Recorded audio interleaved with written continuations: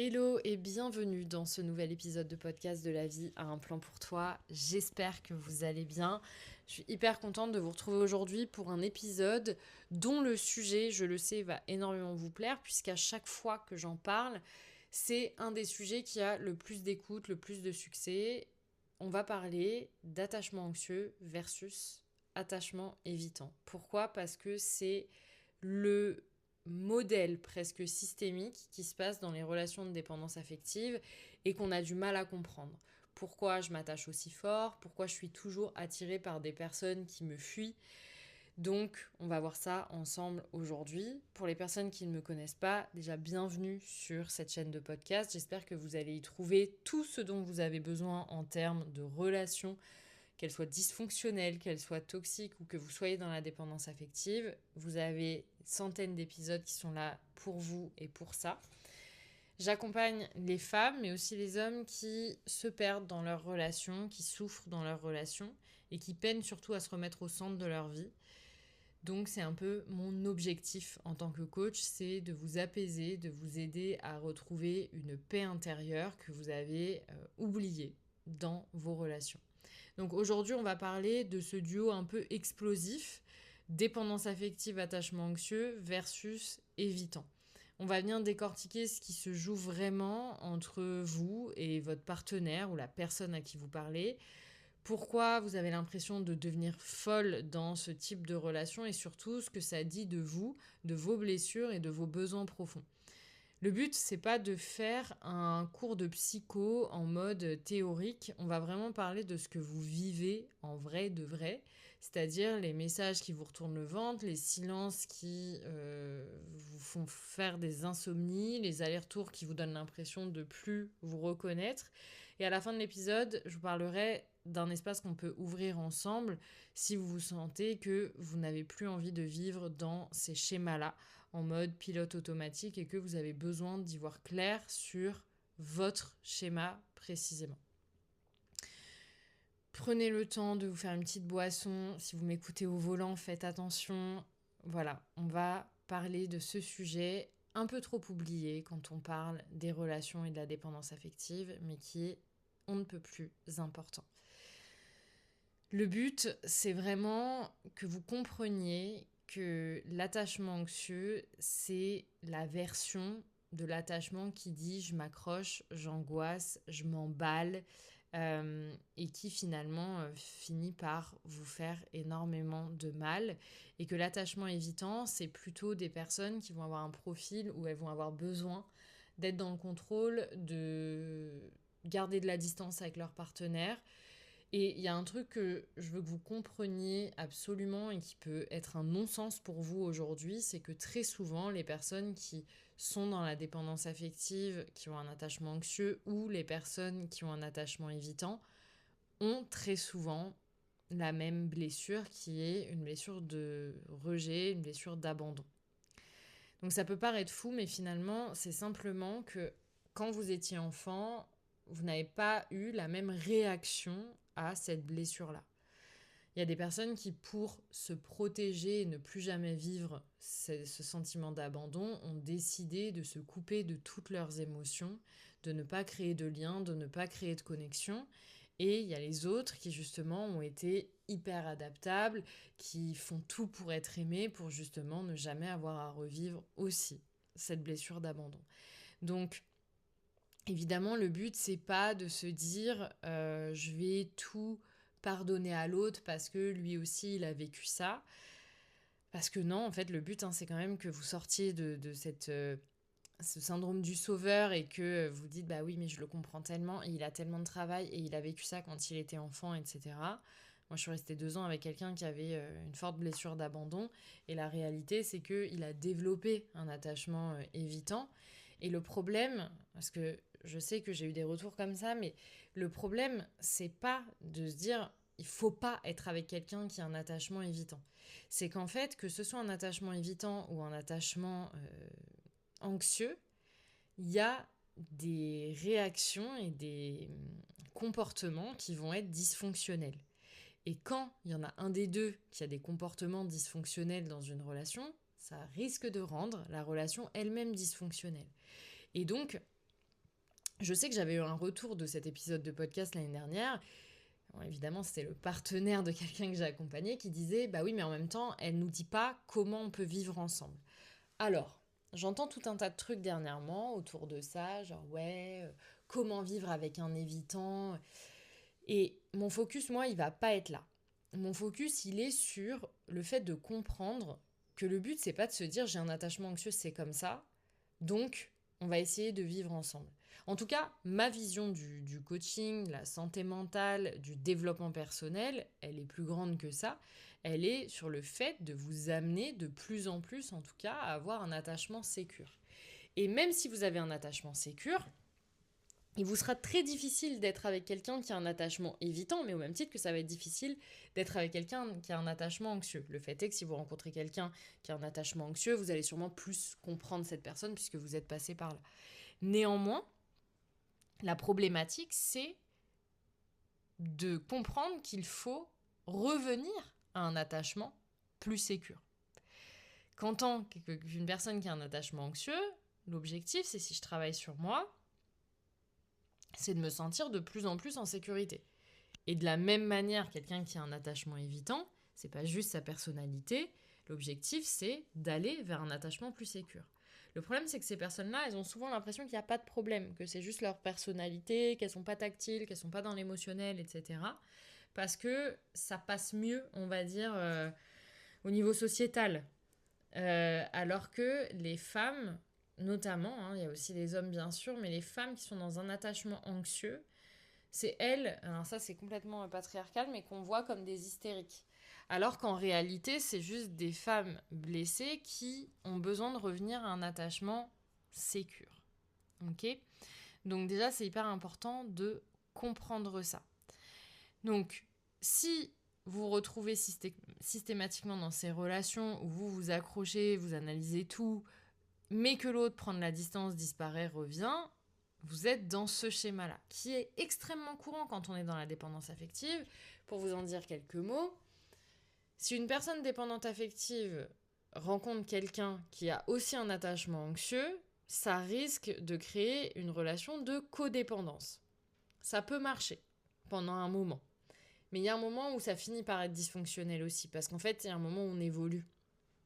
Et donc, on va être confronté aussi au fait de s'enfermer avec l'autre, et puis on n'est jamais exactement au même niveau d'attachement anxieux. Le spectre de la dépendance affective, il est très grand. C'est pour ça qu'il y a des personnes parfois qui me disent « Oui, mais moi, je ne sais pas exactement si je suis dépendante affective, ou alors si juste c'est mes traumas qui font ça, etc. » Et d'ailleurs, on s'en fout.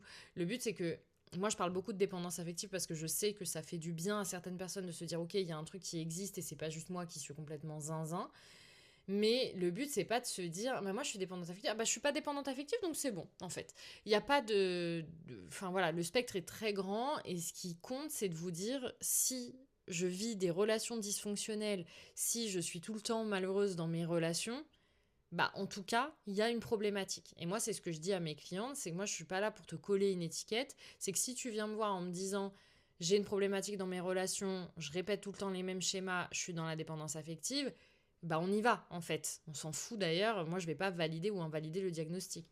Par contre, mon rôle, ça va être de dire ok, bah là, toi, il y a peut-être pas grand-chose en tout cas à débloquer, à venir guérir pour que les choses elles bougent. Parce que ça, vous ne vous en rendez pas toujours compte quand vous êtes dans un attachement anxieux, mais parfois il y a vraiment pas grand-chose à débloquer pour que vous puissiez revenir à un attachement sécure. Il y a des personnes pour qui ça va prendre plus de temps, mais c'est totalement ok aussi. Donc, pour en revenir à ça, encore une fois, le but, c'est pas de vous faire un cours magistral sur les types d'attachement, mais je veux vous dire quand même pourquoi les personnes se retrouvent souvent, pourquoi la plupart du temps, les personnes qui sont dans la dépendance affective vont se retrouver avec des personnes qui ont un attachement anxieux, simplement parce qu'il y a une espèce de compensation des blessures. C'est-à-dire que la personne qui est dans l'attachement évitant a besoin de se sentir aimée et donc va être au contact d'une personne qui a un attachement anxieux qui va donner énormément, ça va guérir une part d'eux. Et en même temps, les personnes qui sont dans la dépendance affective aiment un peu ce truc de détachement, de trucs un peu mystérieux que peut avoir la personne qui a un attachement anxieux, parce que c'est ce qu'elles ont souvent connu. Ça vient juste raviver la blessure d'abandon, c'est-à-dire la distance, finalement, c'est ce que je connais, c'est familier, donc ça me sécurise. Même si c'est pas rationnel, hein, qu'on soit bien clair. Donc on se retrouve toujours à être attiré par des personnes qui mettent de la distance. Parfois c'est conscient, parfois c'est inconscient, parfois vous avez l'impression d'avoir tout fait pour que ça n'arrive pas et pour autant c'est là. Et vous allez créer cette espèce de danse entre l'anxieux et l'évitant. C'est ce que toutes mes clientes vivent en fait, c'est-à-dire que il y a une phase au début un petit peu lune de miel où l'autre est présent, vous avez des messages, des appels, la connexion se crée, vous avez le sentiment qu'il y a une connexion hyper forte. Donc là, la personne qui a un attachement anxieux, elle va s'accrocher de toutes ses forces. Sauf que au début, en fait, il faut savoir que quand on est dans l'attachement anxieux, euh, on peut aussi mettre un masque un peu social de la femme qui est indépendante. Voilà. D'ailleurs, les femmes qui sont dans l'attachement anxieux, très souvent, elles vont me dire « Ouais, mais dans mon boulot, je suis pas du tout comme ça, c'est vraiment que dans mes relations. » Donc finalement, c'est ce qui attire un peu aussi la personne qui a un attachement évitant, parce qu'elle se dit « Oula, si j'ai une personne indépendante, là, je vais pas avoir trop d'émotions à gérer. » Donc vous voyez, il y a plein de scénarios qui peuvent être différents de pourquoi on est vraiment attiré par ces personnes-là et pourquoi ces personnes-là sont attirées par nous. De toute évidence, ça, je vous le dis vraiment de cœur à cœur, mais en fait, tous les mecs qui vous rencontrent, là, toutes les femmes et tous les hommes qui sont dans la dépendance affective, évidemment qu'ils n'ont aucun intérêt à ne pas être avec vous. C'est-à-dire que parfois on me dit « Ouais, mais s'il veut pas être en couple, alors pourquoi il part pas ?» Mais parce que vous lui donnez déjà tout, alors qu'il a même pas besoin de faire d'efforts pour être en couple. Donc oui, les personnes aiment être à vos côtés parce que vous donnez énormément d'amour, vous êtes aux petits soins. Mais le truc, c'est que vous ne laissez pas l'espace. L'autre pense que c'est dû, en fait, puisqu'il n'a besoin de rien faire pour que vous vous comportiez comme ça. Alors, je dis pas que ça doit être un jeu, mais les personnes aiment être à vos côtés. Par contre, il y a d'autres choses, en fait, derrière. On se dit, ouais, mais pourquoi il veut pas être en couple ? Il y a d'autres choses qui se jouent en termes de trauma et du coup, de ce que vous pensez devoir mériter. Bref, du coup, on est là, dans la phase de lune de miel. La personne est présente, message, appel, connexion. La personne qui est dans l'attachement anxieux s'accroche. Et là se passe une deuxième phase qui est la phase de recul de l'évitant, où la personne va ralentir, répondre un peu moins vite, prendre de la distance. Troisième phase, je vous la donne en mille, réaction de la personne qui est dépendante. Et même si on peut se dire, ouais, mais là, c'est le tout début, comment je peux être dépendant ? Une personne qui est dans la dépendance affective, de toute évidence, cherche le lien, la connexion, a besoin de ça. Donc elle s'emballe. Donc en fait, c'est-à-dire que dès qu'il y a eu des messages de l'attention, la personne l'a pris pour guérir en fait ses propres blessures. Donc c'est pour cette raison qu'elle s'accroche. C'est pas forcément accroché à la personne, c'est accroché à l'attention. Et c'est pas grave de se le dire en fait. Moi je me suis rendu compte que j'avais l'impression de tomber amoureuse de plein de mecs, mais en fait je tombais amoureuse des mecs qui guérissaient une part de la petite fille qui était en moi et qui avait besoin d'attention et de se sentir aimée. Donc bon. Donc voilà, on est phase lune de miel, phase de recul de l'évitant, réaction de la personne dépendante affective. Donc là, on est dans la panique. La personne va envoyer plus de messages, va proposer plus de rendez-vous, va se suradapter et là, va commencer à se faire toute petite. C'est-à-dire qu'on ne voit plus sa personnalité, on ne voit plus le fait qu'elle soit joviale, entreprenante, etc. Puisque je sais, dans ces cas-là, la réaction de la personne qui est anxieuse, c'est le fait de croire qu'elle a fait quelque chose de mal. Donc si on pense qu'on a fait quelque chose de mal avec une blessure d'abandon, je vous dis pas ce qui se passe.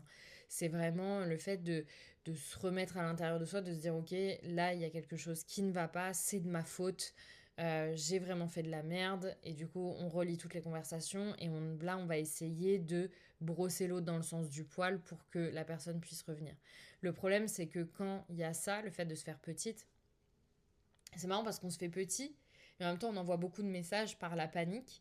Du coup, il y a une réaction de l'évitant face à ça. Il se sent envahi, il culpabilise, il prend encore plus de distance. Donc la conclusion interne des deux, c'est que la personne évitante se dit « je suis trop ou pas assez, je mérite pas l'amour, personne veut être avec moi, j'y arriverai jamais, je rencontrerai jamais quelqu'un qui m'aime, je suis pas aimable, personne tombe amoureux de moi ».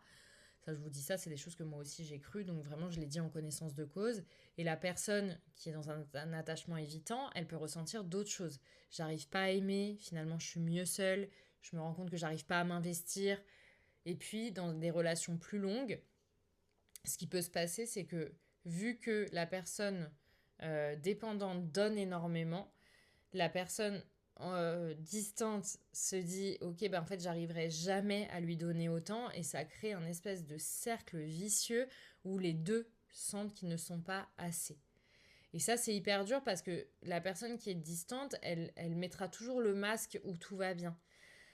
Donc, c'est toujours la personne dépendante qui a l'impression de souffrir plus, mais il peut coexister une vraie souffrance de l'autre côté aussi. Donc, de fait, plus vous accrochez, plus la personne fuit, plus vous renforcez votre dépendance, et vous allez rejouer chacun votre blessure à la perfection. Et ça me semble hyper important. Je ne sais pas où vous en êtes dans votre chemin vers l'indépendance émotionnelle, mais il faut comprendre que chaque chose que vous faites et chaque événement que vous vivez, c'est juste que vous rejouez à chaque fois votre blessure, en espérant que la fin soit différente. C'est exactement ce qui se passe. Et tant que vous ne travaillez pas sur la source, sur la blessure elle-même, vous pouvez essayer de tout faire, vous reviendrez à ça dans des scénarios différents. Donc vous n'allez même pas vous rendre compte que vous faites exactement la même chose. Et je vous parle de ça en connaissance de cause encore une fois, puisque moi, j'ai rejoué ça encore et encore en pensant à chaque fois que je m'en étais sortie. Et finalement, je me rendais compte que pas du tout. Que en fait, je rejouais la scène. Alors, j'avais avancé dans mon chemin, donc j'attirais de plus en plus de gentils quand même, et pas que des personnes qui me voulaient profondément du mal. D'ailleurs, je pense pas qu'il y en ait eu beaucoup qui me voulaient profondément du mal, même si j'ai beaucoup souffert. Mais du coup, je rejouais en fait ma blessure. C'est juste que je la rejouais autrement parce que j'avais quand même un peu plus de limites, un peu plus de cadre, etc. Donc, c'est vraiment de comprendre que vous rejouez votre blessure. Et c'est pas juste l'autre qui a décidé de vous faire du mal. Maintenant, c'est comment je vais réussir à justement la rejouer autrement, c'est-à-dire à mettre du cadre, à poser mes limites, etc. Donc, ce qu'il faut se dire, c'est vous allez vous faire du mal en restant dans ces schémas-là. Donc oui, je sais, c'est chiant de se dire, en fait, du coup, je peux pas être avec quelqu'un qui est distant. Parce que je sais que la plupart d'entre vous, vous êtes dans des relations avec des personnes qui sont distantes. Mais il y a distant et distant. Là, je fais une petite parenthèse. Il y a des personnes, juste, c'est pas qu'elles sont distantes ou évitantes, de fait, par leur profil d'attachement, c'est juste que c'est des personnes qui n'ont pas envie de s'investir dans la relation. Et le problème, c'est pas que ces personnes soient comme ça, ou même, allez, on va plus loin. Il y a même des personnes qui ont un profil d'attachement évitant, qui vont être amoureux, etc., mais ne vont pas s'investir dans la relation. Le problème, c'est que vous allez être malheureux et malheureuse.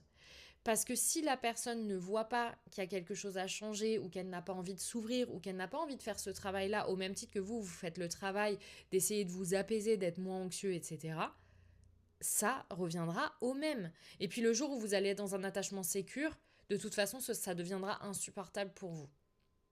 D'être avec une personne qui n'a pas le même équilibre que vous dans la relation. Il y a beaucoup d'émotions que vous pouvez ressentir.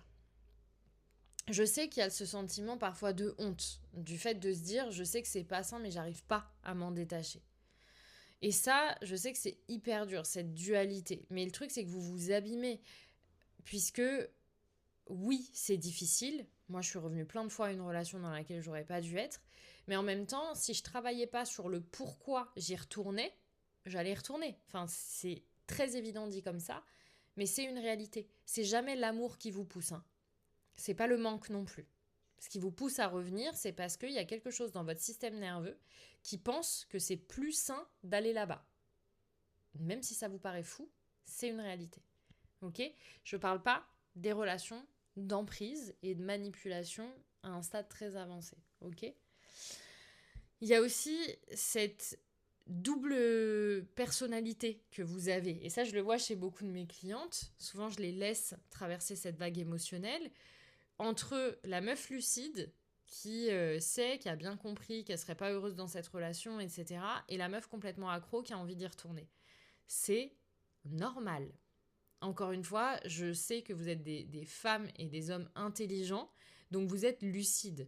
Mais ce qui vous pousse, encore une fois, ça se passe dans le corps de manière beaucoup plus profonde. Il y a des schémas à déconstruire, il y a un système nerveux à réguler, il y a une vision à avoir. Si vous ne faites pas ce travail-là, vous ne pourrez pas avancer. Il y a aussi combien ça vous coûte. J'en avais fait un épisode de podcast, mais c'est combien ça vous coûte d'être dans ces relations. Vous ne dormez plus. Vous n'arrivez pas à vous concentrer au travail. Vous mettez vos potes de côté. Vous n'avez plus d'énergie mentale. J'ai une cliente la dernière fois qui me disait, mais en fait, moi, ma bande passante dans mon cerveau, ça concerne à 95% mes relations. Mais qu'est-ce que vous faites de votre vie en dehors de ça? Mais je vous dis ça, moi aussi, c'était mon cas. Mais il y a un moment, donc je sais, la dépendance affective, c'est pas qu'une question de volonté. Par contre, vous pouvez avoir la volonté de vous dire, ok, maintenant, je vais faire le nécessaire pour m'en sortir. Et c'est pas grave de régresser. Et c'est pas grave de se tromper de spécialiste. Et c'est pas grave d'avoir l'impression parfois de ne pas avancer. Mais ne vous laissez jamais tomber. Ne vous laissez jamais tomber. La dernière fois, la semaine dernière, ou il y a 2 semaines, j'ai rencontré une femme pendant ma formation, qui m'a dit « Franchement, merci de me raconter ton histoire parce que j'ai l'impression que personne ne parle du fait qu'on peut sortir de la dépendance affective et qu'on peut rencontrer quelqu'un de sain derrière. Et c'est pour ça que je me bats et que je continue d'en faire mon métier. » Ok. Et surtout, faites attention à ce que vous dites de vous. Je sais qu'il y a des personnes qui me disent « Mais moi, j'ai l'impression d'être cassée, j'ai l'impression d'en demander trop, j'ai l'impression que je finirai seule. » Vous n'êtes pas cassée. Vous êtes en mode survie. Et tant que vous restez dans des dynamiques qui vont activer votre système de survie, vous ne pouvez pas vous guérir là où vous êtes en train de vous perdre. Donc, ce qu'il faut, c'est comprendre que vous mettez votre énergie à essayer de comprendre ce qui se passe de l'autre côté. Pourquoi il fait ça? Pourquoi il se comporte comme ça? Pourquoi il veut pas d'enfant avec moi? Pourquoi il veut pas se marier? Pourquoi il veut pas être en couple? Et vous avez oublié de regarder ce qui se passait à l'intérieur de vous. Comment je suis en train de me sentir. En fait, c'est ça, c'est que vous avez ce réflexe de pourquoi il fait ça, comment je peux le rassurer, comment je peux faire pour qu'il reste. Et le vrai shift, c'est qu'est-ce que ces dynamiques-là réveillent chez moi et qu'est-ce que j'ai besoin, moi, là, quand je suis en train de me poser toutes ces questions, pour me sentir en sécurité. Et honnêtement, la première chose, c'est arrêtons de relire et relire la conversation parce que ça va vous amener à revenir à des sensations corporelles. L'anxiété, le cœur qui bat, la gorge serrée. J'en parlais avec une cliente il y a 2 heures qui a eu une conversation concernant une ancienne relation et elle m'a dit j'avais l'impression qu'on me rouvrait mes cicatrices, que j'avais la boule au ventre parce que ça fait revivre des sensations corporelles. À chaque fois que vous allez, que ce soit revenir vers un ex, répondre à quelqu'un, etc., votre corps va se souvenir. Il sait déjà que c'est douloureux. Donc si vous relisez la conversation, vous vous faites du mal, en fait. C'est important que vous demandiez de quoi j'ai besoin là, tout de suite, indépendamment de ce que l'autre fait ou ne fait pas. C'est quoi mon vrai besoin, en fait? Et on a l'impression que nos besoins, ils dépendent que de comment la personne elle va se comporter avec nous, comme si notre bonheur dépendait de l'autre. Et surtout, identifier est-ce que cette relation est compatible avec la relation que je veux vraiment. Parce que c'est bien de me dire, mais je l'aime tellement. Mais est-ce que c'est avec cette personne avec qui tu es en train de vivre une relation qui te bousille que tu as envie de faire ta vie? Est-ce que, comme tu te sens aujourd'hui, à cause de cette relation, tu as envie de te sentir comme ça pendant encore 1 an, 10 ans, 50 ans peut-être? Parce que faire sa vie avec quelqu'un, ça veut dire qu'on projette potentiellement qu'on va mourir aussi auprès de cette personne. Donc moi, je me souhaite de mourir à 100 ans. Je me dis, il me reste 65 ans à vivre, plus ou moins. Il faut que je me demande, si là, j'ai passé 1 an, même pas, allez, 1 mois, 1 an, 10 ans avec quelqu'un et que je me sens déjà comme ça tous les jours, est-ce que c'est ce que je veux pour moi, pour les 50 prochaines années, quoi? Vraiment. C'est une vraie question. Et pour ça, ça va vous demander de l'amour de soi, de se recentrer, de prendre soin de son système nerveux, d'aller voir quels sont mes schémas. Et vous pouvez me dire, oui, mais moi, j'ai vécu une super enfance. Oui, mais moi, mon père, il n'était pas si méchant. Oui, mais moi, avec ma mère. Oui. Trouvez-vous toutes les excuses du monde. Mais tant que vous n'allez pas mettre le nez dans votre caca et dans ce qui s'est passé et qui vous amène aujourd'hui à être dans ce type de relation, vous n'en sortirez pas. Parce qu'en fait, ce qui peut se passer aussi, c'est que vous allez rencontrer quelqu'un qui ne vous déclenche pas du tout, mais encore une fois, le corps se souvient. Il suffira d'un tout petit truc qui va vous faire déclencher. Donc, comprenez bien que oui, une personne qui a un attachement anxieux sera attirée par quelqu'un qui a un attachement évitant. J'en parlais avec une cliente, par exemple, qui a toujours été dans des relations qu'elle qualifiait comme saines. Et ensuite, elle a été avec quelqu'un qui avait un attachement évitant. Et elle est venue me voir en me disant, mais je ne comprends pas. Je ne comprends pas parce que j'ai été dans des relations saines. Jusqu'à ce qu'on creuse un peu. Pendant l'accompagnement aussi, je lui demande d'observer comment elle se sent avec son partenaire, etc. Et en fait, elle m'a dit, je me suis rendu compte que finalement, ce que je voulais pas tolérer, je le tolérais parce que ça me faisait penser à mon père. Je vous dis, il y a tellement d'explications. Et si on va à la source et qu'on déconstruit ça, on peut revenir à un schéma beaucoup plus sain. Vraiment. Donc, si vous vous êtes reconnu dans ce que j'ai décrit et que vous savez que vous êtes dans ces schémas-là, mais que vous ne savez pas comment en sortir concrètement, c'est typiquement ce que moi je fais au quotidien avec mes clients. Je vous laisse un lien dans ma bio pour les personnes qui auront envie de faire cet appel. J'offre une consultation gratuite dans laquelle on peut échanger pour qu'on comprenne ce qu'il faudrait faire là maintenant en fonction de ta situation pour faire bouger les choses si tu as vraiment envie de faire bouger les choses. Si c'est le moment enfin d'arrêter de tourner en rond toute seule dans ta tête, je laisse le lien en description.